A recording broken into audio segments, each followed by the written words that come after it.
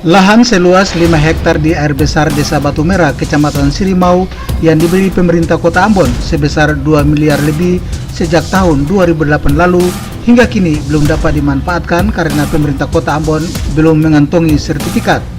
Anggota DPRD Kota Ambon Yusuf Wali berharap pemerintah Kota Ambon dapat menuntaskan persoalan sertifikat agar tempat pemakaman umum air besar dapat segera difungsikan. TPU Arbes, kalau informasi dari Dinas PKP sendiri, itu masalah penggunaan lahan dari sisi sertifikat.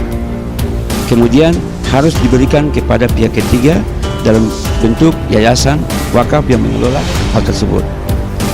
Kalau cuma masalah ini, segera dari Dinas PKP, pemerintah Kota Ambon bisa menyelesaikan dua masalah tadi, sehingga lahan TPU Arbes yang sudah menelan biaya cukup besar, sudah cukup lama, bisa dimanfaatkan. Di sana sudah ada ruang tunggu, sudah ada gapura dan sebagainya, sudah ada pematangan lahan, semuanya sudah dilakukan.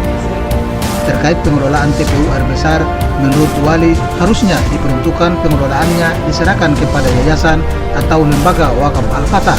Karena itu, Wali berharap ada langkah konkret yang dilakukan Dinas Perumahan dan Pemukiman Kota Ambon agar pemanfaatan TPU Arbes dapat segera difungsikan.